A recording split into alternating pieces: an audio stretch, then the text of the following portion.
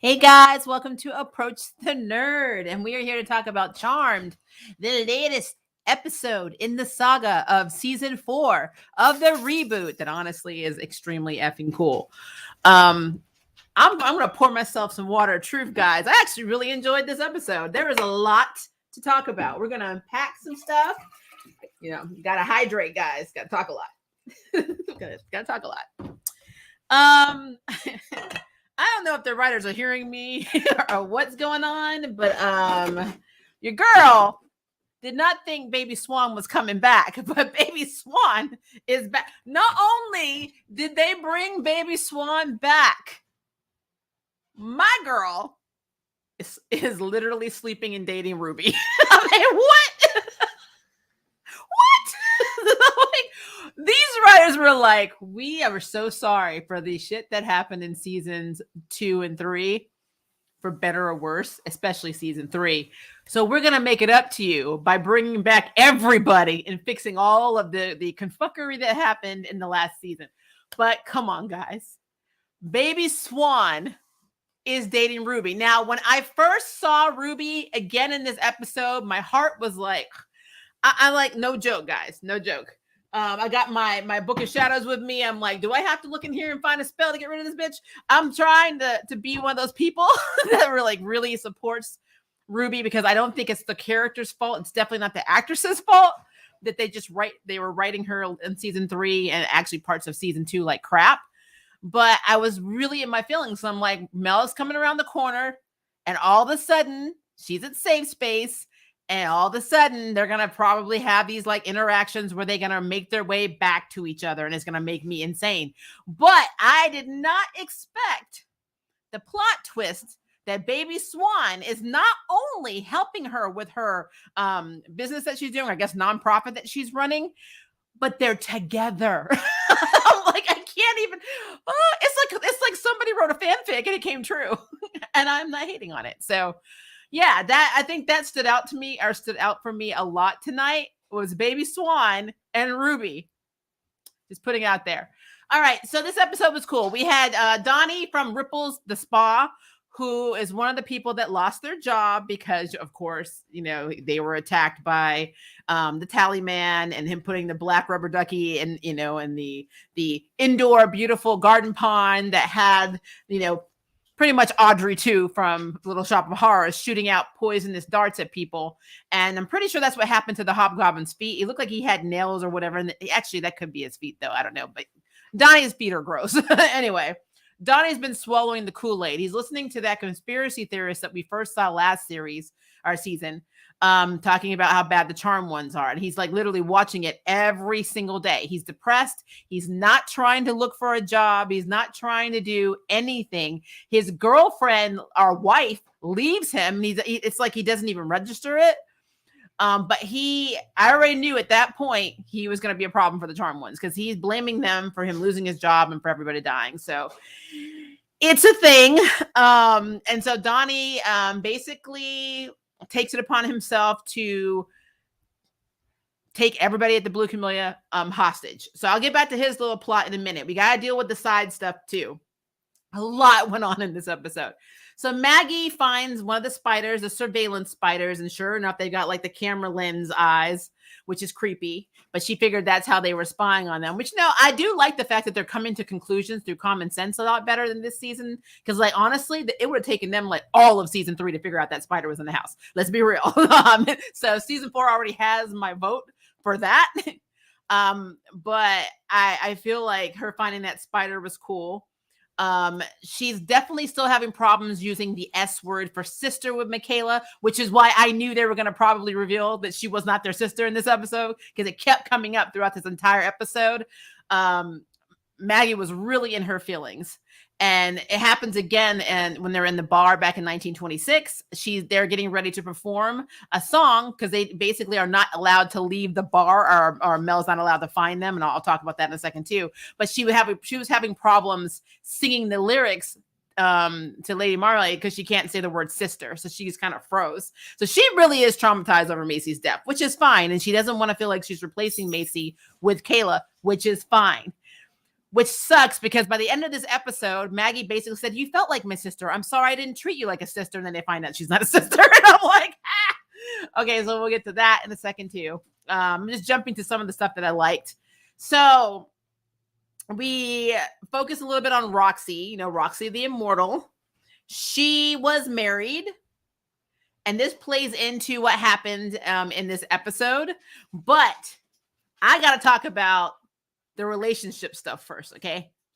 So I already talked about Ruby and Swan. Harry's still gratefully missing for almost this entire episode. He only comes in for like 20 seconds. I was like, hallelujah. So there is some vibes going on between Mel and Roxy, and it like plays out through like from the second half of the episode to the end. It seems like her and Roxy are going to be a thing. And I'm kind of worried about it because I don't know what Roxy's true motives or intentions are, but it is a thing. So we're going to talk about Mel and Roxy. We already talked about Ruby and Swan. And we also got to talk about the fact that Jordan is whole ass hiding at the Blue Camellia of all places, playing elfin poker because he's hiding from Maggie. I'm like, so much to talk about, guys. Oh, it's getting better, guys. I'm actually really enjoying the season. So, all right. So, like I said, Donnie is like at the beginning of the episode, he's basically being brainwashed, swallowing the I hate the charm one's a trash Kool-Aid. Then we have Maggie and Mel having this like moment. Mel has been practicing sending things through time. So her power is very interesting. She made a sandwich, which why she had to make this sandwich that damn big, I don't know, because it didn't even fit in her mouth when she was trying to eat it. It was like 3 layers, it looked like, but she sent it through time, and she was able to track it because she knew where it was going. So she's able to see it, and then she goes into the vision and then touches it. She literally says that she cannot send herself through time, at least she can't yet, but she can send anybody and all other objects in, and she can go forward and, she actually can just go to them, touch it, and bring them back. That's actually a pretty cool power. I love that she was a time witch. This is giving me time witch vibes. Yes, she still has her Elsa and Human Torch powers, but I am happy with the ability to time travel. So I am here for that. So I'm very happy that this is something she's been experimenting with and has been working, even though it kind of goes off the rails a little bit because of something that happens later. So anyway, I did like that.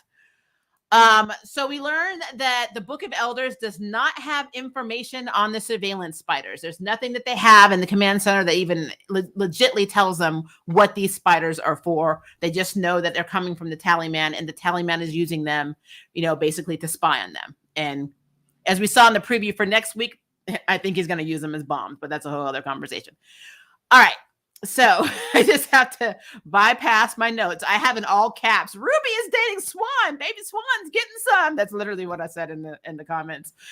And like I said, Harry's is still on his quest that Roxy set him on, and we don't see him to the tail end of this episode. So it's a thing.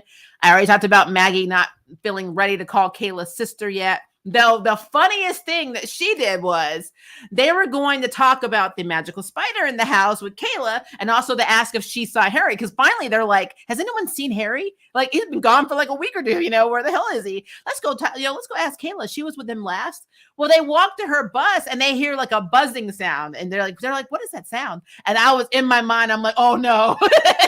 No, please tell me these women don't understand and recognize what this is, especially Mel. Come on, girl. And so they, Maggie goes into the bus and comes back. She's like, oh, crap. So basically, she walked in on Kayla masturbating with a vibrator. I love this show. I don't know any other CW show that would have had a moment like that. And the fact that they were talking about masturbation, I got to give it to the writers, guys, because that was a bold choice. And the fact that Kayla was not embarrassed, she just played it off saying, yeah, I'm scared to use my powers. I'm scared I'm going to like draw something like Godzilla or whatever. And something's going to attack, come out of the painting, take down Seattle. It just makes me really frustrated. Hence, I have to masturbate a lot. That's basically what she was about to say. But Maggie was like, oh, we found a magical spider in the house. And Mel's like, why are you embarrassed about this? What the hell, I thought that was really funny. So yeah, good for you, Kayla, that you have to masturbate. I will say though, her accent keeps coming out a lot. I thought it would go away after the first couple of episodes, but I think she's still struggling to find that convincing, complete American accent. There are times when she has it, but it's like for some reason she can't keep it in every scene. So it is noticeable, at least for me, who grew up with a British mother, and I can recognize her Aussie accent. So it just happened. Just certain words that she says, it's hard, I guess, for her to play it out. So not hating on Lucy. I'm just telling you, work on that accent, girl. But outside of that, it is what it is.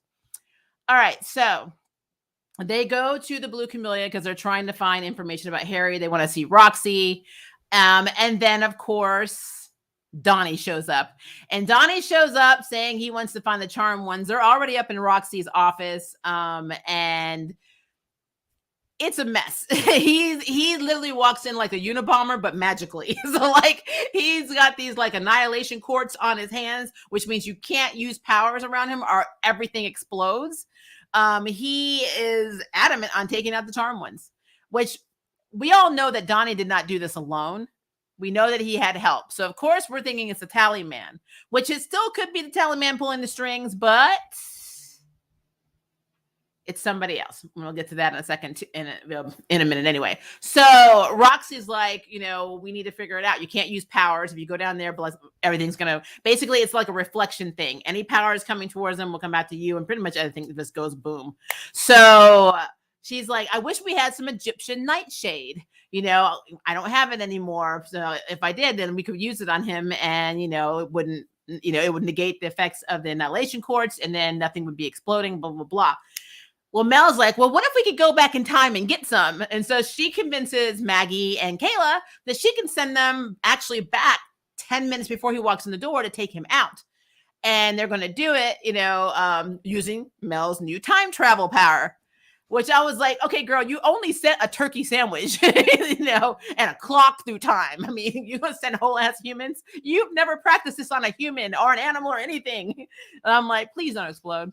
So she does, but right before she sends them, Kayla was looking at this painting, and she notices that this painting is like a very familiar art style, and it's dated 1926. And she shows it to Mel, which she probably should have done, because I don't think Mel understands that pretty much whatever she has on her mind when she's sending somebody through time, that's basically where they're going to go. So she saw that picture or the painting, and sure enough, she sent Maggie and Kayla back in time to 1926. And it's also to Roxy's club, which is a very kick-ass, almost completely black bar. I love that Kayla and Maggie had a conversation about, Maggie having a black father biologically, but not being raised that way. The mixed girl struggle. I mean, hello, the mixed girl struggle. Although I did have my daddy around. And Kayla being like, I don't even know who the hell my parents are. I mean, I was raised by people that are, gone in, but I don't know what the heck I am, So when she was 12 years old, her adopted parents told her that she was adopted. So she has no idea what she is. But of course, we find a little bit out at the end of this episode, which we'll get to. But I did love that mixed girl moment. So I'm telling you, this thing was checking off boxes for me in this episode. This is probably my favorite episode so far to date. All right. So Mel realizes very quickly when she starts scanning the bar with her power that she can't find her, Kayla and her sister anymore. And she's like, I lost them. And Roxy's like, no shit. It's like, yeah, I mean, I could have told you that was going to happen. And I like how Roxy's like, well, we need to try and figure this out. I have people in the bar to save. And Mel's like, okay, well, maybe I should. She's like, no. You have lost all making plan privileges. I'm like, like, that makes sense. Then something silly happens, but Jordan needed to have something to do in this. So water of truth time. Plus it's just really damn humid in here. All right. So Jordan, again, who's been playing elfin poker, and all the magical people he's been playing with all know that he's avoiding his girlfriend. All of them know. He ends up going up to he's doing the good guy routine where he's like the paramedic or the friend, the guidance counselor, the psychologist. Jordan starts talking to Donnie. He's trying to talk him down. He convinces him to, let him use a first aid kit because, Donnie is trying to get into Roxy's office, but he can't because there's all these wards on that he can't get through. So she is warded up. You cannot get through that door. She doesn't want you to get through that door. She does have a secret access tunnel that she can go through the wall to get downstairs or to the bar. but you can't get in there without her wanting you in there. So I thought that was interesting. But yeah, Jordan's doing this thing, and Sonny, the hot British bartender, is helping a little bit because he was actually getting ready to hurt Sonny, which is interesting because there's a plot twist on that later on. So her and Jordan are talking to Donnie, and he's stitching him up and whatever. And then Roxy tries to sneak downstairs because she wants to see if she can find his candle and blow it out because he's already like taking out, the bouncer. Well, when she gets there, all the candles are red because they've been hexed. Now, Mel makes a point that Donnie's not that smart, so somebody had to help him. And they don't have time to really talk about it, but she blows one of the red candles out because she's like, why are they red? And then somebody gets set on fire and then dies. And she's like, well, shit. So she just killed somebody. She killed one of her patrons accidentally. And so she goes back, and then Mel's like, I'm going to grab the sword and we're going to go downstairs. Now, I will say that Roxy has mentioned that she had a wife. She keeps talking about that she had a wife. We learned in this whole interaction that her wife was saved by two strangers, and that her name was Camilla, which is interesting because in 1926, Mel and Kayla meet a woman named Lady C, who's basically, she turns out to be a muse, but she's the main act in the club.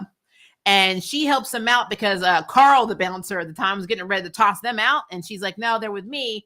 And so that's when they get up and do their performance. But we learned that because she is a muse, she sometimes when she sings, she can drive people, insane. So of course, Avitra shows up with her little purse and her little shop of horror Seymour in the purse to basically get rid of Lady C. And Maggie tries to fight her and gets knocked down. And then she goes in, and Michaela, who's in the room with her, she takes a sword and chops one of the arms off of Seymour. And the Vitcher is like, okay, I'm out pretty much. But it's like that whole thing was kind of crazy. And then on top of that, Kayla still was scared to use her power because she's scared that things are going to come out and she can't control it, which is interesting because I thought last week she was more confident, but I guess it's a thing. But maybe she can only do it when her boo is around. Just saying. Anyway, so the one part, because I have to find one thing to nitpick. I don't like it, but I have to find one thing to nitpick. The plan to get Mel's attention is by basically first of all, Kayla had to realize that the painting was actually something that she painted. It's her art style. It's why it was so recognizable to her. She painted it in the past, 96 years, ago from the future. But my question is this, and this is just me, and it could be something simple. Where the hell did she get the paint? Where did she get the paint? Like, she's like, I'm going to paint this. It's like, I am friends with a lot of artists. I sketch, my spouse is an artist. My daughter is an artist. You don't just have paint laying around in a club. I'm like, where did you get the damn paint? Did you use your magic to conjure some kind of paint? I mean, I'm confused on where the paint. Did you sketch paint and then bring the paint out? And then, which doesn't make sense because when she did it, she had the cuffs on because they took Vitra's cuffs. And that basically, when you put them on, they basically make it so you can't use your magic, which makes me question why the Vitra is killing people. Why don't you just give them cuffs when they're out doing things where that takes their powers and then you don't have to actually kill them? That's a whole other conversation. Where the hell did the paint come from? Just throwing it out. And then the girl is like a speed painter. That girl should be making a lot more money. I mean, she can paint like that. And that's without her powers. I had to say it. I had to say it. I know I watch a lot of anime. I know that there's this universal pocket dimension that you can pull mallets from. I used to see it in Kodama no Mocha, our child's toy, all the time. I don't understand where the paint came from, but I had to point it out. I did it. I threw it out there. It didn't take away my enjoyment of this episode. It just formed a question mark in my head because every so often they do this like amazing job. And then they have that one thing that's like, what? I'm like, and that was my what moment right there. That was my what moment. I had another what moment, but it wasn't a plot thing. It was actually why do people like to sniff other people? And I will get back to that when we talk about Mel in a minute. But yeah, so long story short, that's how they were able to get Mel to find them. And she was able to see 1926 and grab them and put them back in the future. And then they were able to use the Egyptian shade to knock him out, which conveniently, well, Roxy did say she used to have a stash, so maybe they didn't have a stash anymore because the girl stole it. I'm just saying. But they ended up being Mel and Maggie and Kayla are the ones that ended up saving Roxy's wife, ironically, who I'm assuming still died of natural causes or something. I don't know. I actually don't know what happened to her wife. But okay, let's go back to Mel and Roxy and the club. So there are a lot of moments between Roxy and Mel. They were checking each other out. Roxy was impressed that Mel was like, I may not be able to use my powers, but I can basically chop his hand off to get to the courts. And Roxy was like, huh, okay, I'll lead the way. She was kind of turned on by that. Well, I guess Mel had knocked over the perfume, and earlier in the episode there was perfume laying there and she touched it, and like, you know, Roxy was like, don't touch that, in this like really demonic like voice that did not sound anything like her. And even Mel was like, I didn't know your voice could do that. And she's like, there's a lot you don't know about me. And I'm like, sexual tension.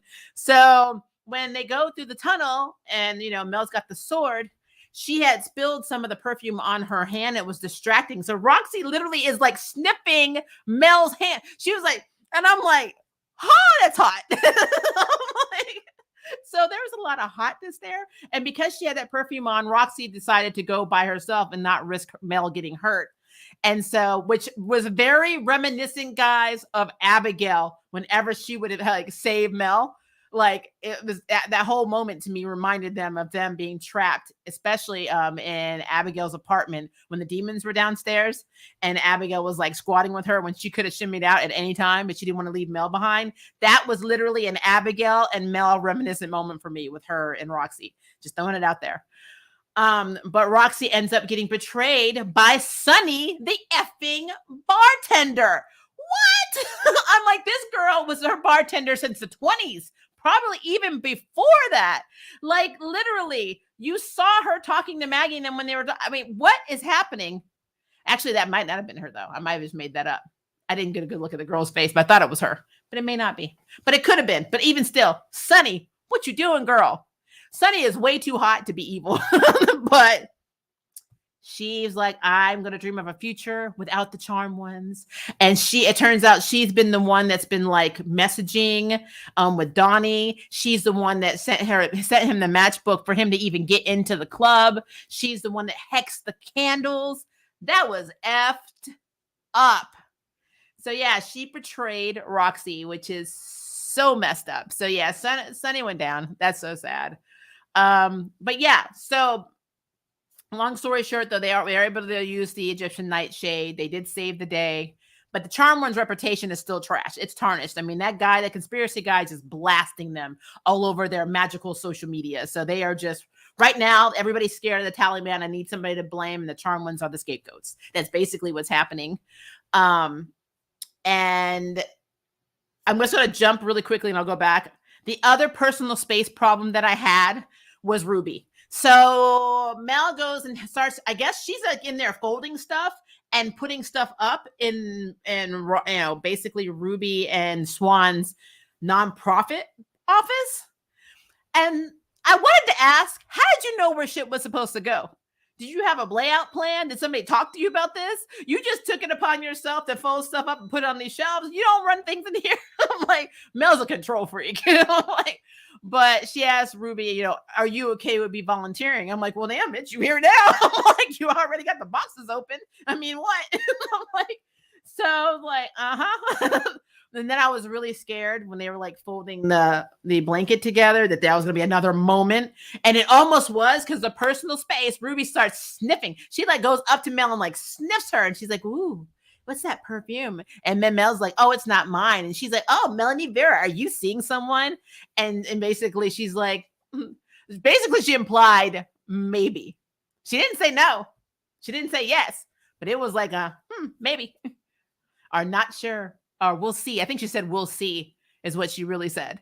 So that Roxy Mel thing is going to be a thing. I'm telling you, Mel's attracted to the bad girls because she started off with Nico, but then she went with Jada, our sisterhood of Arcanes. Very not bad, but not good. Kind of like in the middle. She was doing some stuff. So she was in her, then she was in Abigail, which I don't care what anybody says, she was in Abigail, and now we got Jada. So for every nice girl like Ruby and Nico, we got to have at least 3 bad ones. Kat's just on the sidelines. We don't really know what to say about Kat because didn't go anywhere. So that is a thing. But yeah, Mel and Roxy, I'm here for it. The only thing I need for them to do is if when they have Mel's actress make out with her, I need her to not look uncomfortable because she's the one lesbian character who's not, I don't think is queer in real life. I'm pretty sure she's married to a guy and has a baby, and I don't think she's bisexual. I actually think she's straight, and they cast a straight girl. And I'm just putting it out there. I think they cast a straight girl as a queer girl, and that's interesting. So I need that to be a thing. All right, so now Harry pops out of nowhere. He's like, I guess he's dehydrated. He starts drinking, and then he looks at Roxy and he's like, "What did you do to me?" And she's just smiling at him. I don't know what that's about. You can take that as, oh, Roxy's being a villain, but we don't actually know. We don't know what exactly happened. She could be smiling because he's a dumbass. So I have no idea. I know when he showed up, though, I'm like, they better not make this another focus of Harry damn episode. Next week, I'll be mad as hell.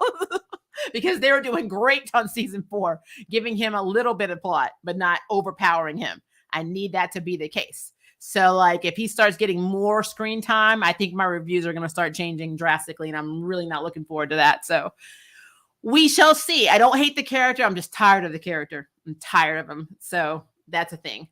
All right, and then this is the other thing that happened. And guys, you guys need to, like, really tell me in the comments, because I don't know what it is. Maggie's actress, when they don't have like the boom mic next to her mouth, it's like the enunciation is lost. So did she say her dad and some white woman in Budapest found the affiliation frame? Because I was like, what is she saying? And she's like, I don't know where they found it in Budapest. What did Maggie actually effing say about who sent that affiliation frame? Because I kept rewinding it, and I put on the captions, and it wouldn't even, like, because it didn't know what she was saying, it started putting like garbled language up. So like, did anybody who watched this episode figure out who sent the affiliation frame? Because I could have sworn it sounded just like she said, yeah, so dad and this white woman in Budapest sent the affiliation frame, and I have no idea where they found it. And I was like, damn. I'm hoping that's not what happened, but it's a thing. So the affiliation frame basically works by, of course, taking your finger, putting it on a needle, because we like to stab ourselves a lot in the Charm universe and cut ourselves with knives and all kinds of crap, and then smearing your blood on the canvas, and then they do this little incantation and holding hands, and then it reveals who your parents are. And so they did it, and it showed a black man and a white woman. So she's whole ass mixed. She's a mixed girl too, which she is in real life, so that makes sense. But what's so funny to me is that she did not ever see a picture. Like, they never showed her a picture of what Marisol looked like. So she had no idea what to look for. So she was like, hey, are these your parents? And they're like, no. Now, my problem with that is, technically, Mel and Maggie are half sisters. They don't have the same dad. So by her saying, are these your parents? That doesn't make any sense, because it wouldn't be their parents, at all, because it would only be one of their parents. Either be their mother or their father. And it doesn't make, that whole line didn't make any sense to me. But I digress. So yeah, but they're like, we've never seen these people before in our lives. And now we got a bigger mystery. Who in the hell are these people? Who are they? I am absolutely excited about this, because the possibilities are endless. And I don't know. Like I said, I have a poop ton of theories on who Michaela is. So I am extremely excited to see if I'm right. But I will wait, because I'm trying to gather all of my theories together. I'm going to try and get Turnout to do a video with me so we can do another theory run like we did last season and see if we're right. So that's what I'm going to do. All right. But yeah, it kind of ends on that note where it's like, basically, who are these people? Who the hell are they? And nobody knows. And in my mind, I'm like, take a picture on your phone and see if you can do a Google reverse image search and see if they have anything online. See if they have social media accounts or anything online. I'm like, you guys can subscribe for these people, I guess, but you don't really have anything of theirs to subscribe for or with, I guess. Or you can cast a spell, like for them to fit into the 20s. Maggie carries this glamour potion with her wherever she goes, never leaves home without it, apparently. Which is interesting, because I don't know where she keeps her shiz.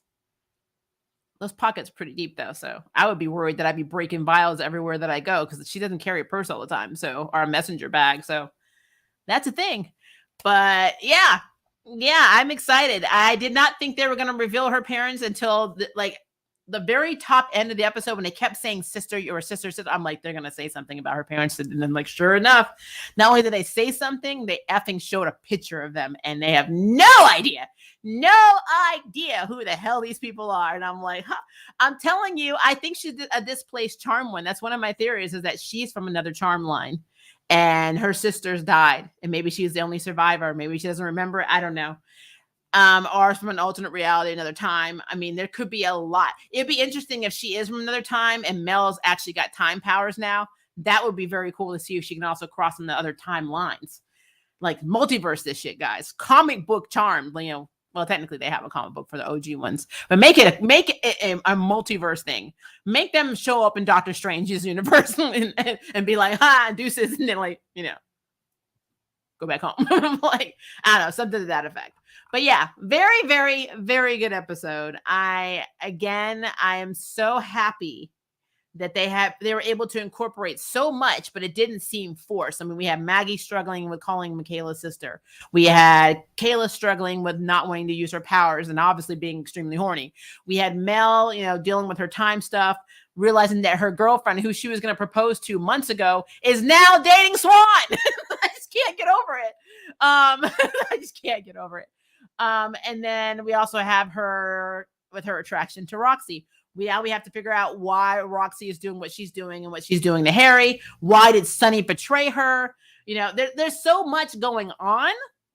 You know, on top of the tally man, it's just all of it's cool. And then what about Jordan? I don't think they ever realized Jordan was there. If they did, I mean, I think they did at the end. They did probably mention it, but like Maggie still hasn't had any time with Jordan. So they're really dragging this stuff out. So we'll see what happens with these two. The fact that he is playing elfin poker right now is absolutely hysterical. He's hanging out and playing poker with other magical creatures, you know, because he doesn't want to deal with his girlfriend. I mean, that's hilarious. The communicator doesn't want to communicate with his ex. Are they even exes? I don't even know if they broke up. It's very interesting. So I'm here for it. And again, I loved all of it. And then I think the biggest thing for me that I thought was also cool, how cool was it that Roxy was married to Camilla in 1926 when we didn't get rights to do that until 2014? So I was like, hey, Magical World was progressive. Like they may have been more of a, you know, kind of more, I guess, anti-female in terms of leadership. Definitely a patriarchal thing, but they definitely didn't care who you loved in the magical world. You can love anybody. So I mean, probably.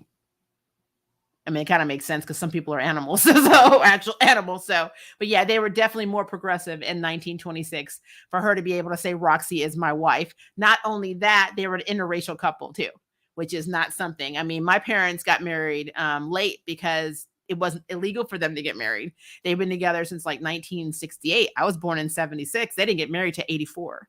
So it wasn't legal here. So yeah, that stuff is cool, but it's a thing. I mean, there's like I said, a lot of stuff that I talk about in my life was addressed in this episode. I thought that was really, really cool. All right, so let's look at some of your comments, guys. I have been seeing you guys posting them. So let's roll up. Roll up, roll up. Hello, Ray. I'm gagging. The cinematography of the 5 minutes was astounding. I'm such a fan of the art, and you can tell the showrunners have that spark. The showrunners actually are light years better than what we had. Maria, hurry up. So much to unpack. When did you send this, Ray? 7:05? Dude. Like, I'll have to see the episode tomorrow online. However, is going. I'm going to sit here for the spoiler review. I think you're going to love it. It's going to be awesome. This is probably my favorite episode of the season so far. True, that is definitely mine.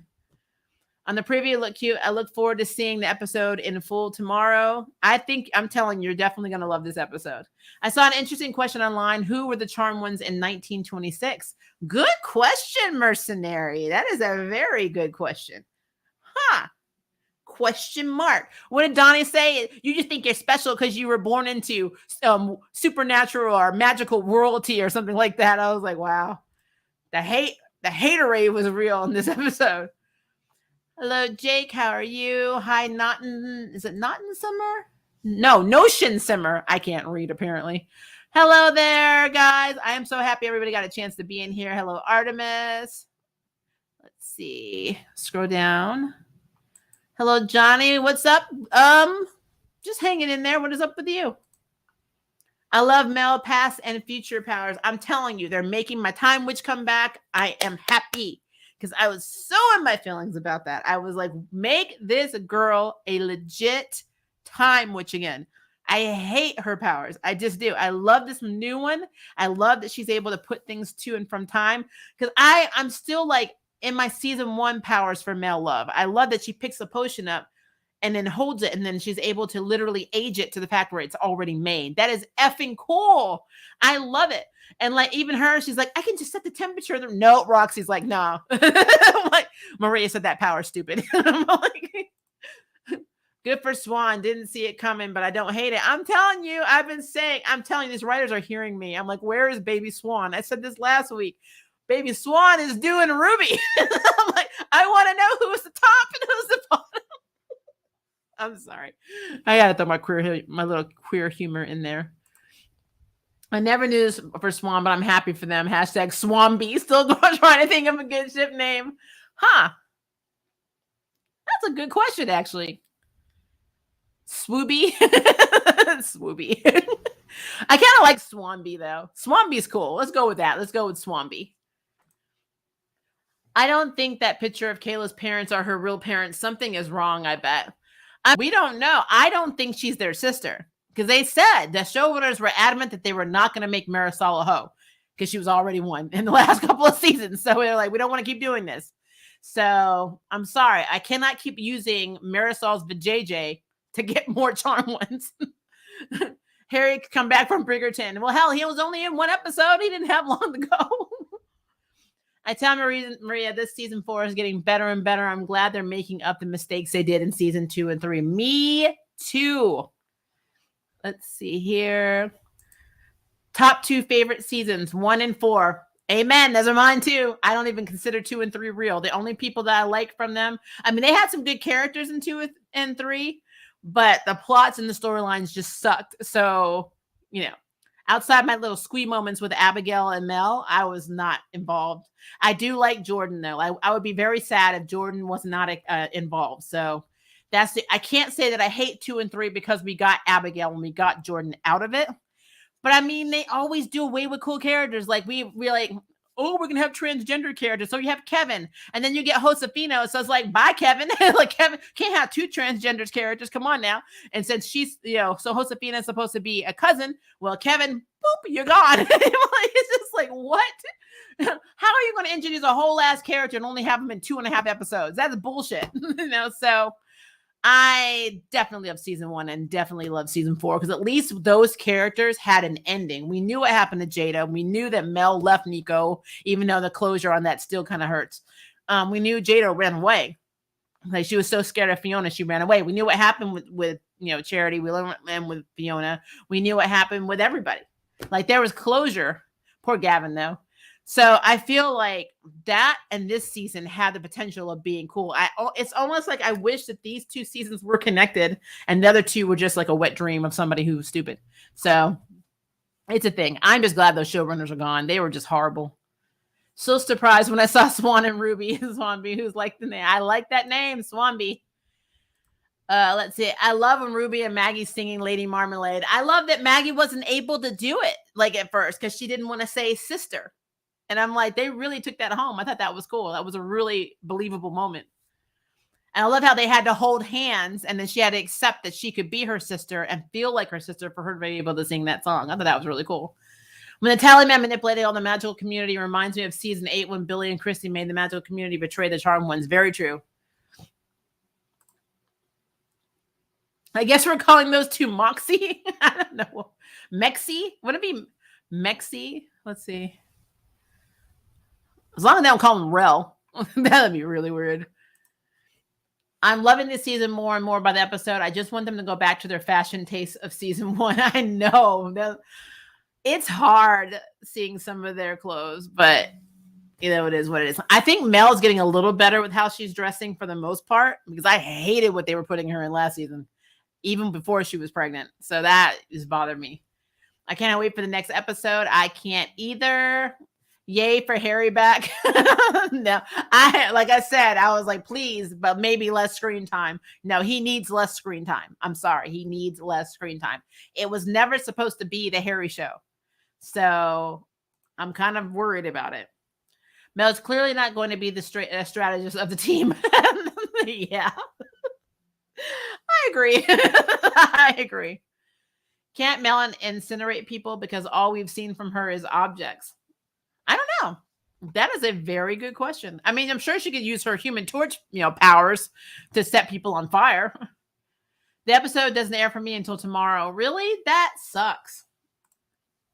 They will bring back everybody but Abby. I know. Well, that could also be the actress's choice. Maybe Poppy's got like something going on, and so she's not able to come to, because she's in England. Maybe she can't come to the States, or I guess they film in Canada, because she's working on other projects, which, I mean, quite frankly, the way they wrote her out, that could be possible. She probably wasn't planning to come back. I would love for Abigail to come back and be Mel's girlfriend. I think they had so much chemistry, but I'm not going to lie. I am liking her chemistry with Roxy. So we're going to see where it goes. I was thinking that too. I like that they're bringing back season 1 characters to make us know that they're still around. Well, they're bringing back season 2 and 3 characters, you mean? They haven't brought back anyone from season 1 yet. Until Nico walks through that door, or Jada, they have not brought back season 1, or even Alistair, even though technically he's supposed to be dead. I wonder if Parker is going to show up again. He's supposed to be human. I'm hoping he's alive. I think we're getting singing moments. Yeah, I think so too. Hello, Dee Marie. How are you? Do you get deja vu? I got deja vu with that scene with Roxy and Mel. That was such an Abigail and Mel moment. It would be nice if Abby came back. I absolutely agree with that. The bartender girl was unexpected to me. Like, I didn't expect from her character, but making her evil, I don't know about that. Well, the thing is, in a way, it's very smart because she is one of the ones you would have least expected. But what is her end game? Does she work with the tally man? I mean, I'm thinking that has to be it, because he was in the bar the last episode. How'd he get in without a matchbook? She had to let him in, right? So it's a thing. Let's see. Hashtag Moxie. Let's get the trend going. Hey, do it. Put it on Twitter. I heard Budapest, but I didn't know either. Because I don't know what it is. She talks like she mumbles her words together. I have no idea why. So it's like this. Her dad should have turned her hands and away from falling. I'm like, what? I'm like, Maggie, what? I'm like, I need you to enunciate, girl. You have to talk Latin and Spanish. You mean spells and stuff. I need you to enunciate your English words. It's not hard. I'm like, so I don't know what she said. So if anybody can figure out what the hell she said, where they got the frame from, please let me know. Because I mean, it really sounded like Dad and this white woman were in Budapest, and I'm like, okay. I had it recorded on my DVR, and the first half was messed up. Oh no, I hate when that happens. I live in the storm, it's like Tornado Alley, like the outskirts, because I'm in Tennessee. I'm in Memphis, though, so it's more urban. But we're in a bluff, so that we get hit by the Mississippi River storms. So anything that comes through, like Arkansas, Oklahoma, Texas, any from like the surrounding Mid-South areas, all come to us. And sometimes the tornadoes touch down. Sometimes they dissipate over the river. Sometimes we get like straight winds up to 80 miles an hour that are actually do basically the same damage that an F1 or F2 will do. And none of our houses or apartment complexes have storm shelters or basements in Tornado Alley. So all of our stuff is crap. So whenever I tell you guys that my power is out or my cable is out, it's because it's raining. It's just really shitty here. It just really is. So I feel you. I've had that happen on my DVR where like it would make lines and then freeze, and it is horrible. I hate that. So I'm so sorry you had to go through that. I think they put it up on at midnight on the CW app, but I'm not entirely sure because I always record it or watch it on demand in the morning if I have to. Took Swan 5 episodes to come. She's better than be managing safe space, or I don't know who's managing safe space. But I mean, let's be clear, Jake. Who was taking care of the magical shop that Kat left to Mel back in season 2? Nobody. I'm like, nobody. As a matter of fact, I thought they were taking over her office because like her store, because I thought the name of her shop was on the door of Ruby and Swan's new place. But I mean, I could be wrong about that. Yes, Swan deserves a bigger role in the running of Safe Space. She should be the main honcho. I love this mystery. So do I. I also have no clue what Maggie said. I don't even think Maggie knows what Maggie said. I felt the sisterly bond between Mag and Kayla in this episode is more of the mystery of who she is. Yeah, and I mean, they're going to go her and talk about the fact that the sisterhood does not have to be between actual sisters. I know it's what's going to happen. Yo, when I saw Swan, I almost cried. I know, and she came in, I was like, baby Swan, because I'm telling you, I had this moment of dread. I was like, no, you are not going to do such a effing cool job with season 4 and then bring Ruby back as a regular character to try and play this will not crap with Mel and have Mel run into her and she's like, oh, I'll be around and blah blah blah, maybe we'll work on our shit. I'm like, no. And then when Swan came in and grabbed her hand, I was like, yes. yes, you have not retconned any of Ruby's stuff. I hated that Ruby already lost like funding, or she lost I guess she lost her job or location or whatever for her nonprofit work. And they were just making it work at Safe Space, which is fine. But then it also makes me wonder if Jordan's still doing the legal clinic.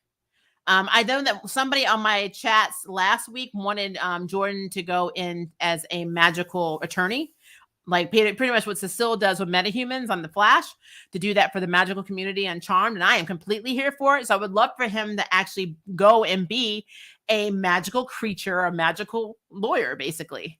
I think that'd be awesome because yes, he's a healer right now and he's playing more into his medic side, but don't negate like all of these years he's gone to law school, because it doesn't make any sense. So I want him to do something with his law degree.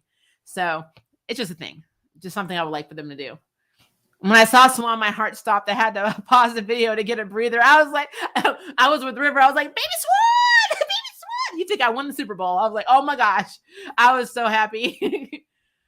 And I hope Ruby and Mel can be friends because I want to know more about Ruby. They don't need a date though. Yeah, like if they interact how they were interacting when Mel's like, and I'm happy for you and Swan, that would be great. Like when when Mel went and told Maggie, she's like, guess who Ruby's dating now? And of course, Maggie's like, Kristen Stewart. And she's like, no, I could have swallowed that. Swan. And I'm like, bitch, Swan's adorable. What's wrong with you, Mel? You wish you could have some of that. That's what it was. They're on a break. No, I don't think Jordan and Maggie are on a break. I don't know what they're on.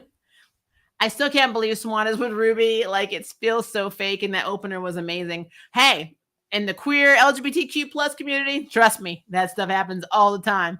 I'm just glad that they're actually showing us something outside of her, of a Swan being vegan and only having safe space in her life.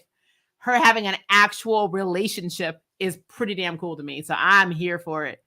I really am. Because, I mean, honestly, if anything felt forced, it was a U-Haul relationship between Mel and Ruby, which they fixed when Ruby dropped the mic and was like, you know what? This relationship was all about you. And I'm like, yes, it was. Because it was written that way. Good girl. So, yeah, I have no problem with Swan and Ruby at all. Swan and Ruby, I don't know how I feel. I love it. I absolutely love it. The charm ones are getting canceled hard for no reason. I mean, that's pretty much what happens with people anyway. You know, you say the wrong thing, maybe let your opinion out, and they cancel you. So they're basically reenacting Twitter. It's what it is. It's funny, even in the magical community, it's always an angry, sad white male. Yeah, I felt bad for his wife or girlfriend or whoever she was. I felt so sad for her. Because she was like, are you going to get off the couch? You know, you have to get a job. I have a friend who said they're hiring at, you know, that friend of yours is hiring at this place. You can get a job. And he just wouldn't get off the couch. She put up with that for a long time. And then she ended up leaving him. And as she was leaving, he still didn't try and convince her to stay. That was so messed up. I love the 1920s throwback. Reminds me of Pardon My Past from OG. I agree. I love their flapper dresses. They were very pretty. Still don't know if Roxy is a villain or not, but something is going on, especially with her and Harry. Yeah, but I want to know more about it. I don't want them, because I don't want to just prejudge, because they're making her look shady. And I'm not saying she doesn't have shady tendencies, but Remember, at the end of the episode, she gave the bottle of her wife's perfume to Mel and said it, it basically suits her, which already is like, okay, they're going to be a thing. So if she is having some kind of problem, then she ends up falling for Mel. She's probably not going to go through with it because that's exactly what went on with Abigail. Abigail started falling for Mel and started being a good person and helping them all the damn time. And they started treating her more like shit. So it's what that's a thing. That's a terrorist. You're talking about Donnie. Donnie was being a terrorist. It's funny how even Roxy hates Mel's molecule powers. Molecule. I like molecule. Mel was like, I can manipulate the temperature. And Roxy was like, what the hell is your microwave freezer powers going to do? That's so true. That's so true. Mexi is my ship for this season. I'm here for them. Maria, is there a way I can contact you? There's something I want to ask you and not on live. Yeah, you can either email me, either at approachthenerd@gmail.com, mariaameliapark@gmail.com, or subscribe to my Instagram in the link, and then direct message me because that's what most people do. Justice for Kevin. Please, hashtag justice for Kevin. Kevin is just gone. I feel so bad for that actor. I think the baby from the future is definitely with Roxy. I think Roxy can impregnate Mel maybe at the end of the season. We will find out, like in the OG. So you're trying to say that Roxy's an alpha? She got both. She got a winger, huh? I missed some of the villains from season 1, like Fiona. I loved the season 1 villains. That was awesome. Now, when we first saw the photo that popped up, I swore I was about to see Mel and some black man. And I would have been in my feelings because she's a whole ass lesbian. I'm like, you cannot make a lesbian bisexual. That's not how that works. The actor who plays Harry needs to get out of the show and continue to direct the show. He needs to stop stealing the spotlight from the Charmed ones. Yeah, if he wants to be a director, I'm here for that. And supporting character, which is what he's supposed to be. Harry could lose another episode or 2 or 8. I'm here for that too. I'm loving Mel's powers so much. I love it. I want her to develop all of her time powers. I think that'd be very cool. This might just be me being dark, but do you think Mel's time power could age someone to dust through touch? Ooh. Like accelerate, like she used to be able to do. I mean, maybe if she's getting all that back. I still want her to be able to freeze time. So I want all of her original powers to come back. I think that is my ideal Mel, because yes, Piper was so cool in the OG Charmed, but Mel was a time witch. That is effing cool. So I want her to have her time powers back. I suspected Sunny of being evil. I mean, she was a bitch. She was hot though. So I act like she's dead. They didn't kill her. They just used Egyptian shade on her and she passed out. I have no idea what's going to happen with Sunny. I guess we'll figure that out in the next episode when we get a new bartender. The season 1 characters that they're talking about are the Pixie and the 2 twins. Oh, yeah. Because we saw them in an episode, and then we saw them at the end when everybody was going into their house because the Charmed ones were going to be the new leaders of the magical world or whatever.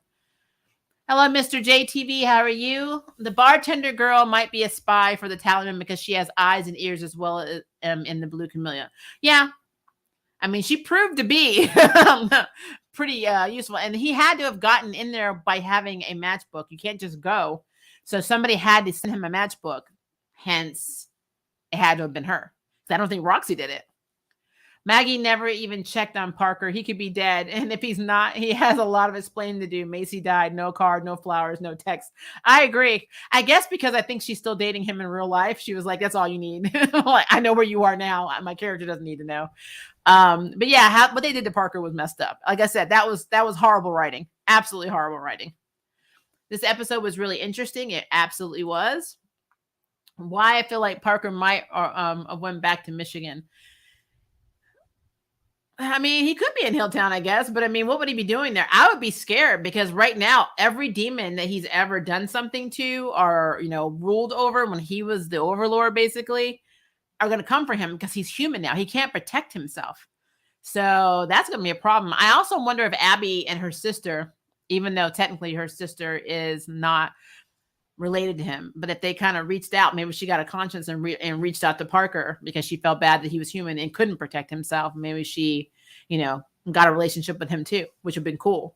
I wish there was some kind of closure with that. He's just gone. He gave up his demon powers for Maggie, and she was like, bye, bitch. Like, literally, like, bye. I was like, wow. That is so messed up. Yes, they put the episode up the day after the episode airs. So CW does? Okay, cool. Ruby and Roxy were in the magical shop.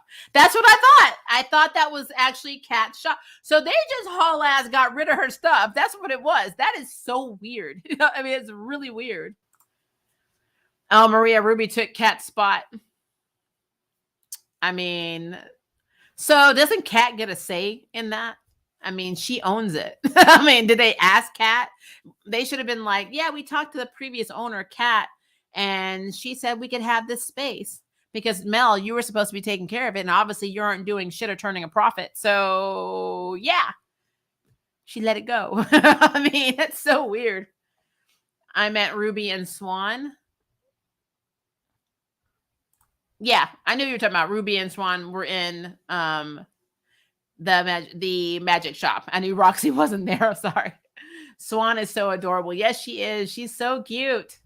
Mel was supposed to take care of Kat's store, but they didn't kind of use it in season 2 when Maggie had to get ingredients to put Jordan's curse with the dying witch into the mirror.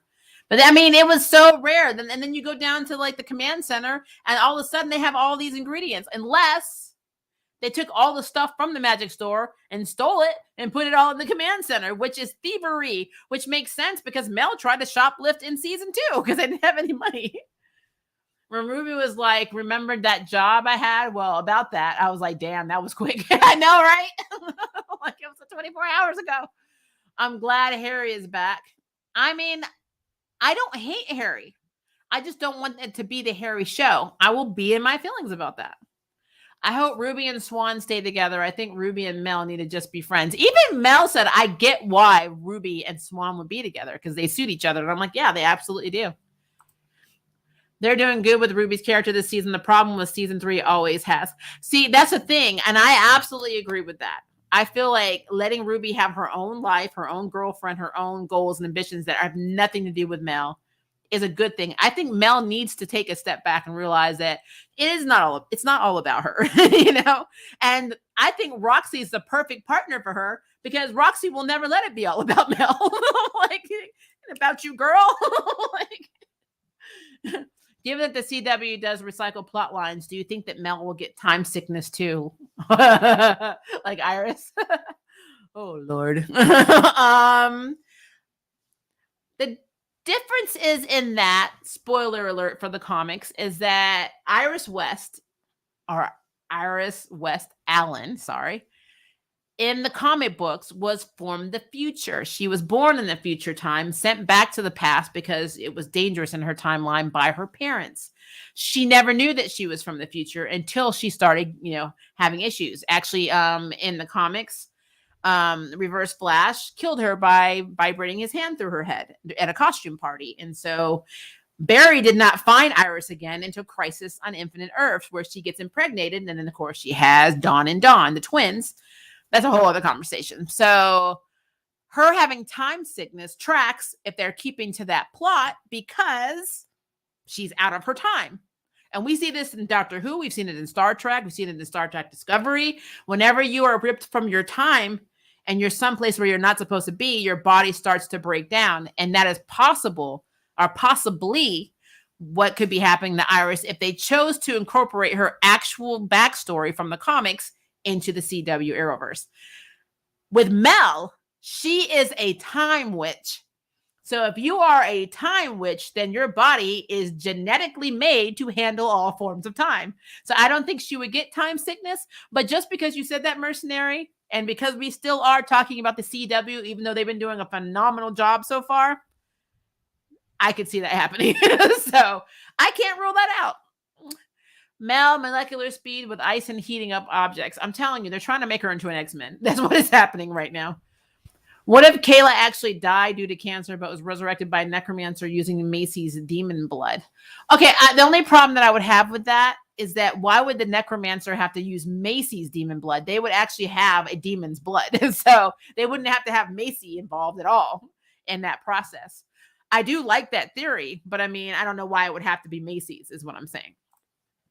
Remember when Piper and Phoebe was warlocks? Piper did have ice freezing powers. Yeah, I mean, let's be fair. They've been Valkyries. They've been everything in the OG show. So like at this point, nothing shocks me anymore. And nothing, since they do like to take plots and storylines and revamp them from the OG series sometimes. I can see that happening. Although I do miss that. I do miss the kind of campiness of the OG ones where they go, they get stuck in a fairy tale or stuck in a crime novel, which technically they did get stuck in the 1920s, but technically Mel put them there. But that kind of story of the week or the monster of the week or the demon of the week, we are getting back to that a little bit, but everything is connected to the tally man. I want to have more of season one's. Every episode's a different situation type thing.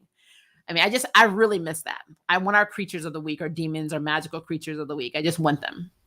But again, I digress. I still love what they're doing with season 4, so I can't complain, that much, which is such a weird thing to say because I had so much to complain about in seasons 2 and 3, but it is what it is. I like the painting of the black man, the white woman could be Kayla's parents or not, but we'll see. But we'll see in the next episode. Yeah, I'm thinking that we're gonna start our search in the next episode, so maybe that's that. They need to go back to Hilltown. They do need to go back to Hilltown. They could have kept Parker as a guest star because even when Phoebe and Cole wasn't a couple, Cole was still able to be in some episodes. I agree with that. I do agree with that. I really like the callback to the Vitra with her existing in the past, and it now makes sense that she recognized Maggie and Michaela when she arrived to Seattle.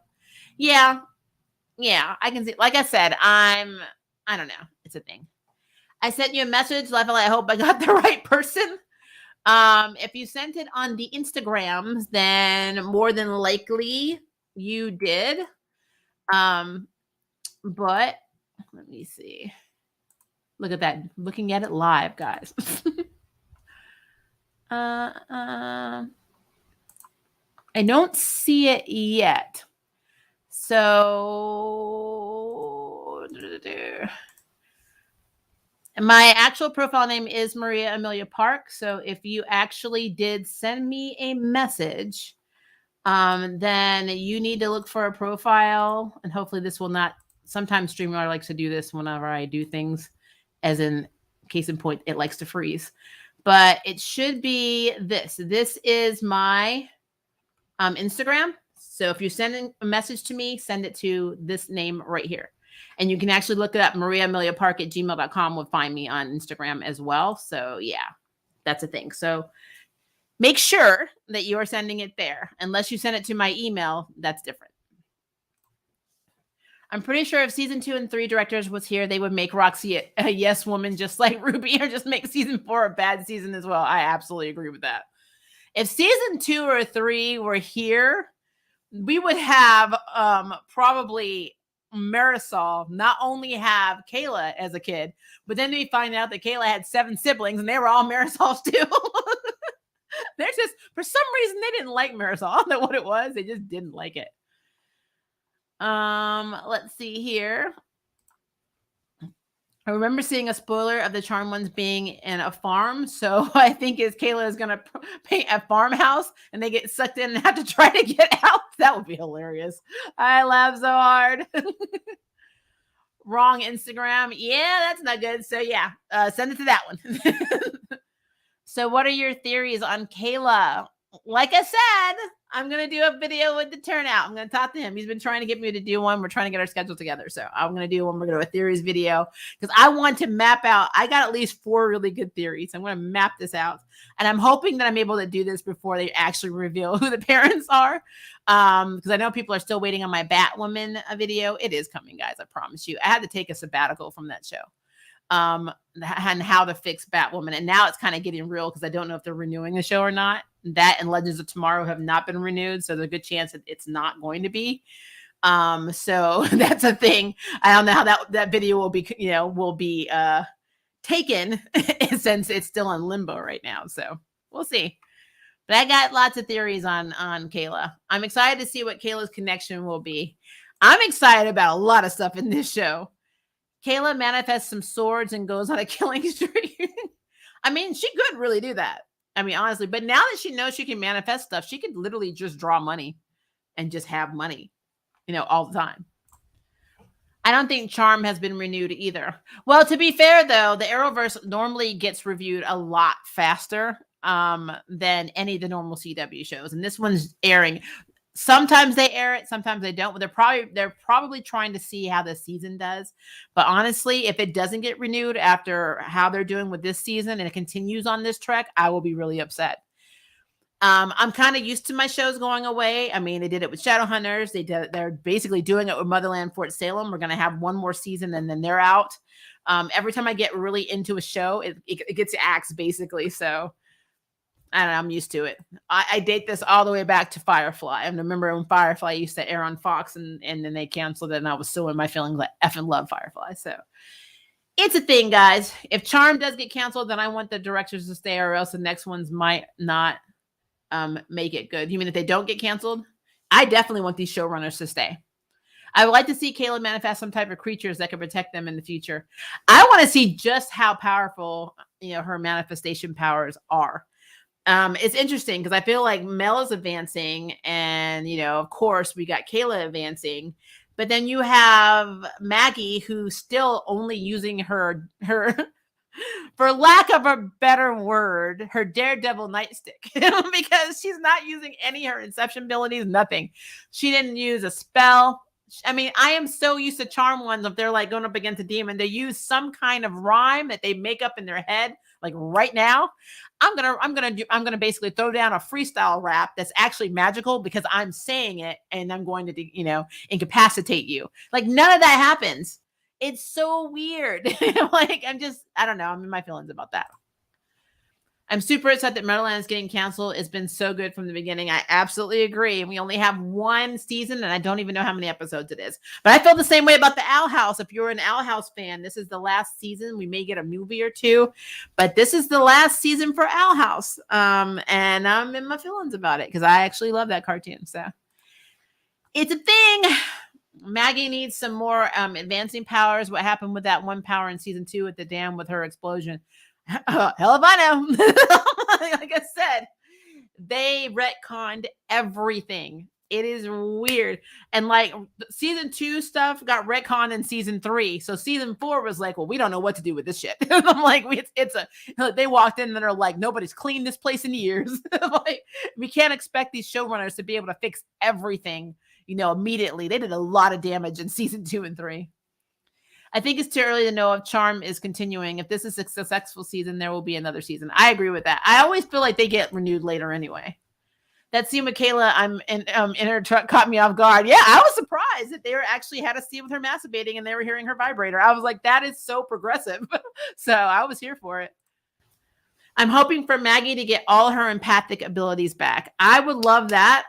I really would. I would also love for them to get the weapons that their mother gave them. Like, have Mel be able to use her time, the thing that she put on there to speed up time, and her able to like attack people. And then Maggie could use, she had a staff, I believe too, but it was like a kick-ass staff. Like it was one that can harm people or magical creatures. I mean, I don't know where those went because they should still be in the house. I'm like, I don't know why they don't have them anymore. I do love how they are expanding their powers. I do too. And since Harry's going to go mad with Roxy, I said Harry needs to just stop. I know he's grieving for Macy. I am not going to hate on them for that.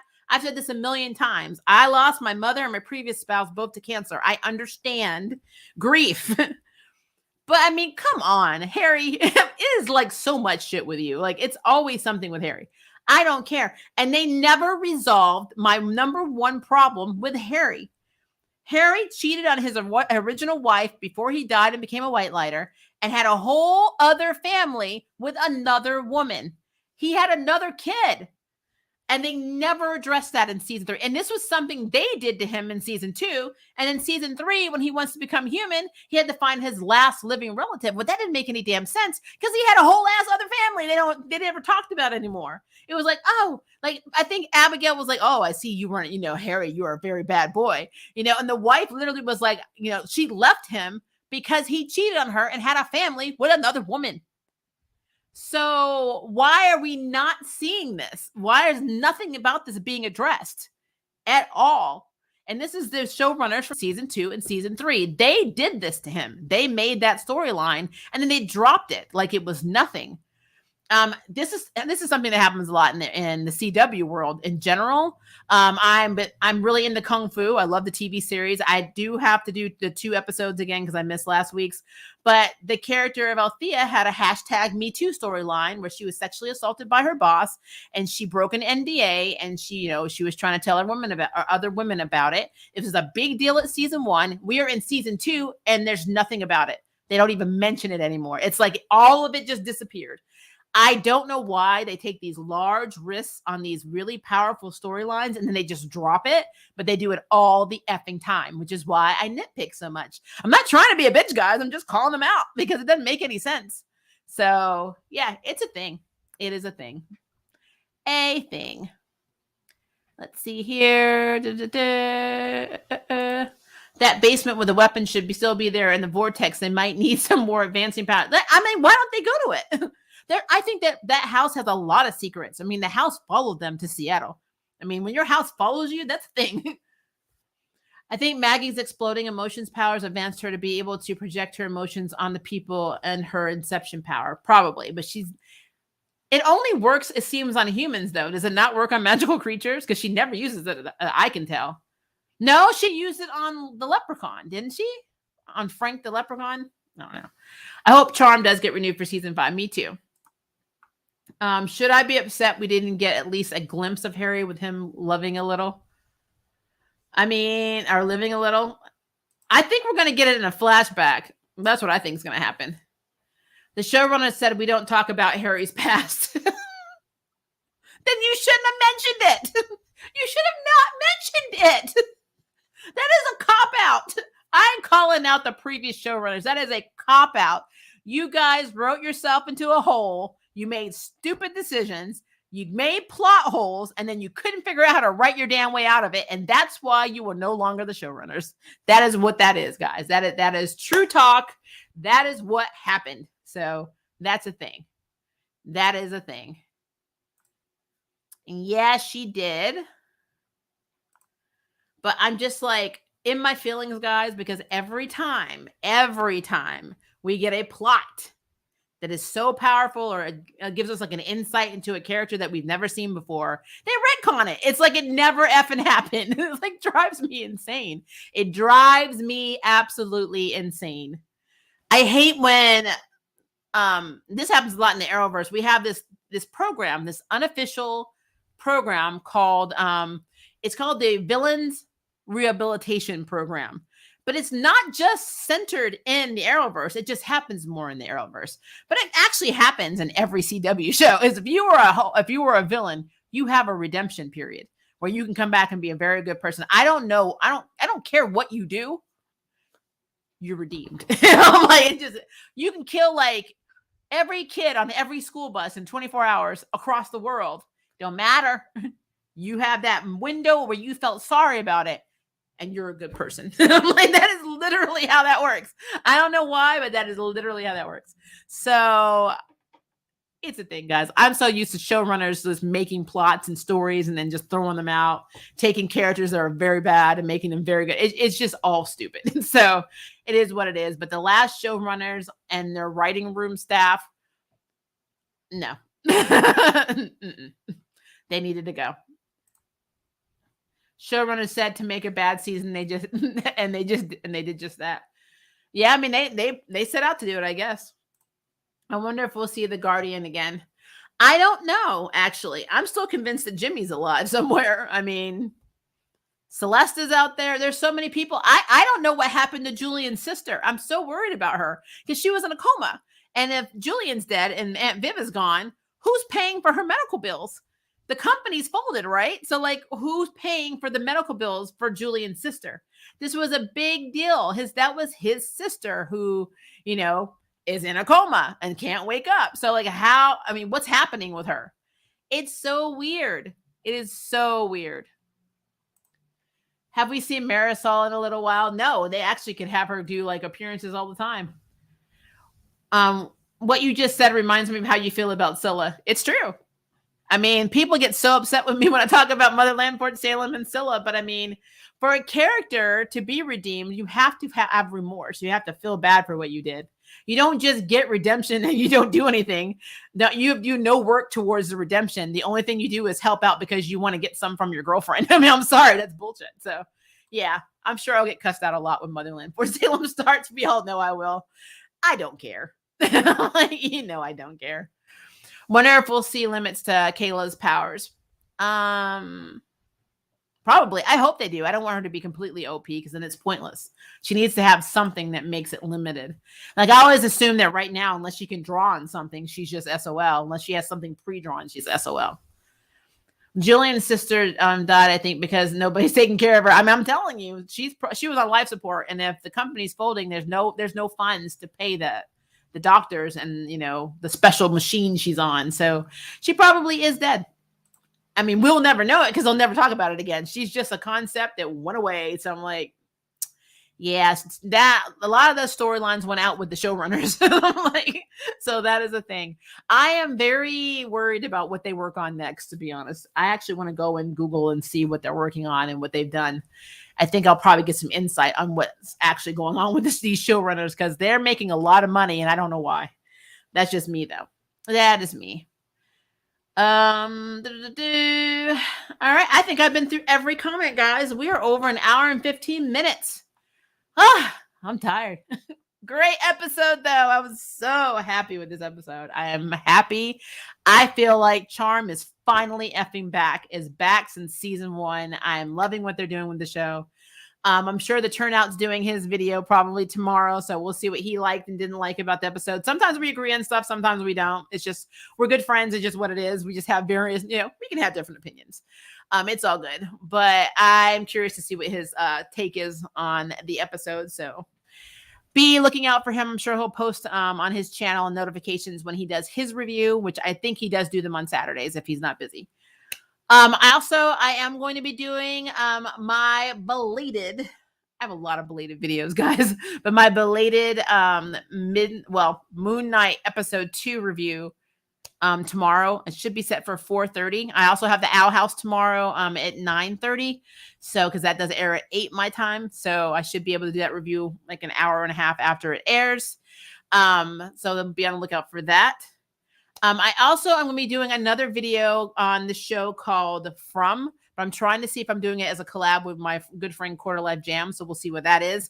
And me and Joe recorded a video for Upload season 2, which is crazy. So it's a thing. So I had to go ahead and I just have to edit it because we wanted to do it as a video because he's in Japan.